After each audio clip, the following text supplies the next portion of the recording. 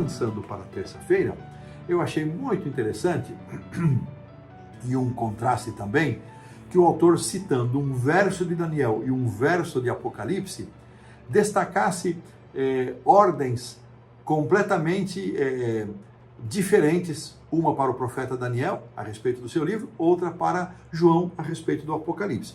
Esses textos estão em Daniel, capítulo 12, verso 4, quando Daniel estava terminando de escrever o seu livro, nós vamos encontrar ali: encerra as palavras e sela o livro até o fim do tempo. Já em Apocalipse, João, escrevendo na conclusão do livro, Apocalipse 22:10, ele recebe a ordem: não seles as palavras da profecia desse livro. Que coisa interessante. O autor vai explicar e fica claro. Por que para um profeta foi dito encerra as palavras, sela as palavras, e outro disse não sela? Bom, o autor então, ele vai explicar primeiramente a ordem dada a Daniel. O assunto em questão de encerrar as palavras e o conhecimento dizia respeito ao livro de Daniel. Portanto, o conhecimento que deveria aumentar, vamos abrir aqui, deixa eu abrir aqui a Bíblia para citar essa porção que eu ainda não mencionei, para que fique claro e não haja confusão e dúvida. Então ali, olha,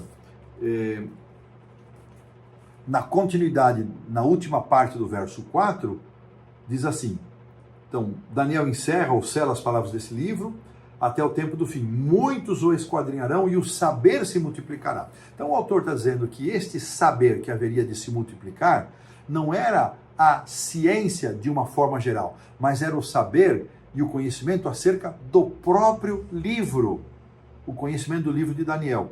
E isso torna Daniel, o livro de Daniel, diferente do livro de Apocalipse, pois João foi instruído a não selar as palavras, como vemos em 22:10. O Apocalipse ele deveria ser divulgado, lido, entendido desde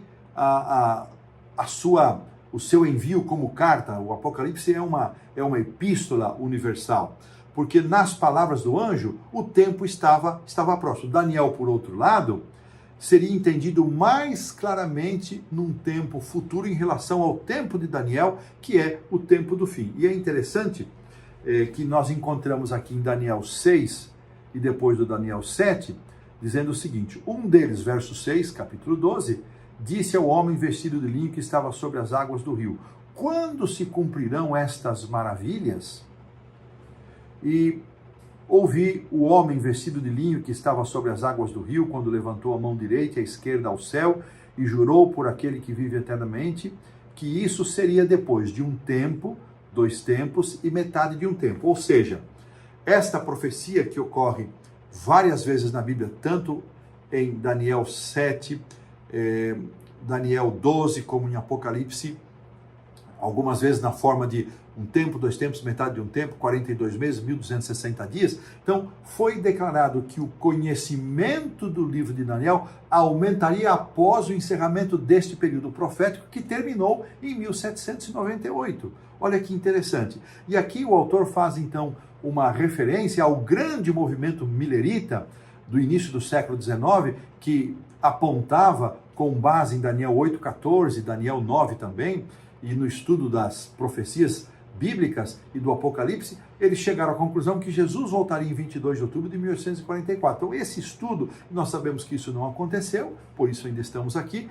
mas que esse estudo trouxe realmente grande luz ao estudo do livro de Daniel, e o movimento adventista, ele é egresso desta grande campanha milerita de anunciar a volta de Jesus. Por outro lado, e sem também julgar a salvação individual, nós vemos que se de uma parte o livro do Apocalipse, desde o seu início, ele foi dado para ser entendido. O livro de Daniel, a partir do século XIX, portanto, muitos séculos se passaram até que ele fosse descoberto e estudado e o seu conhecimento se multiplicasse. Nós chegamos a esta fase da existência da humanidade, ainda com a luz à disposição de todos, mas com pouca compreensão ao redor das religiões, das denominações, melhor dizendo, não religiões, mas denominações cristãs, com entendimentos tão claros acerca do estado do homem na morte, e ainda o conhecimento destas verdades bíblicas permanece tão dividido, tão multifacetado, tão disputado, e nós ainda somos acusados por pensarmos de acordo com a palavra de Deus de que somos diferentes e estamos errados. Em contraste, irmãos, a esta falta de compreensão da luz bíblica, nós devemos ser gratos e louvar a Deus por termos acesso a um conhecimento tão maravilhoso das Escrituras Sagradas. E assim pomos um ponto final na lição da terça-feira.